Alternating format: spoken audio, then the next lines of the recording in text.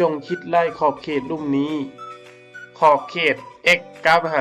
0 x หารให้5 ข้อ2ของ2บวก x ลบ5 ข้อ2ของ2ลบ x จากหัวข้อทำ if เราลองแทนค่า x ว่าเห็นให้อยู่ในรูปห้างที่ต้องห้ามหรือบอเราเอา x เท่า0แทนไส้จึงได้0หารให้5 ข้อ2ของ2บวก0ลบ5 ข้อ2ของ2ลบ0 5 ข้อ2ของ2บวก0ลบ5 ข้อ2ของ2ลบ0เท่า0เราเห็นว่าอยู่ในรูปห้างที่ต้องห้ามของขอบเขตคือ0หาร0เราจึงต้องได้ผันเปลี่ยนก่อนคือเราสังเกต5 ข้อ2ของ2บวก x ลบ5 ข้อ2ของ2ลบ x เห็นว่าสามารถผันเปลี่ยน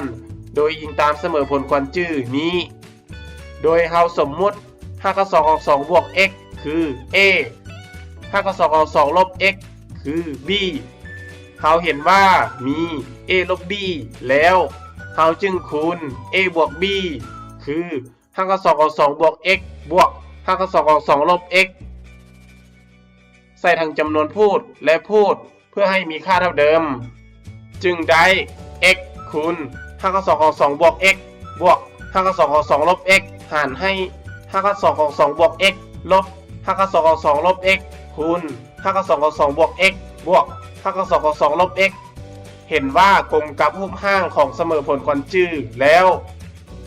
เราจึงผันเปลี่ยนเป็น5 ข้อ2ของ2บวก x กำลัง2ลบ5 ข้อ2ของ2ลบ x กำลัง2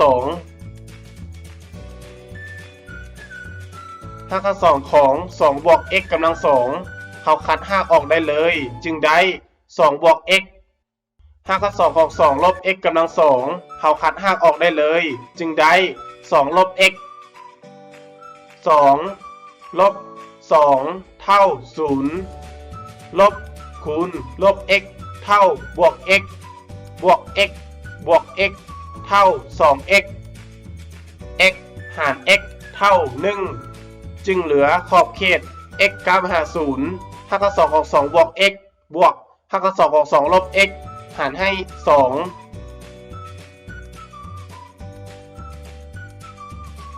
ต่อมาเราแทนค่า x เท่า0ใส่ได้เลยคือจึงได้5 ข้อ2ของ2บวก0บวก5 ข้อ2ของ2ลบ0หารให้2 2บวก0เท่า2 2ลบ0เท่า2 5 ข้อ2ของ2บวก5 ข้อ2ของ2เท่า2 5 ข้อ2ของ2 2 5 ข้อ2ของ2หารให้2เท่า5 ข้อ2ของ2เห็นว่าได้คำตอบแล้วดังนั้นคำตอบของการคิดไล่ขอบเขตในข้อนี้เท่ากับ5 ข้อ2ของ2ถ้าคิดว่าวิดีโอนี้เป็นประโยชน์กรุณากดไลค์กดแชร์และกดติดตาม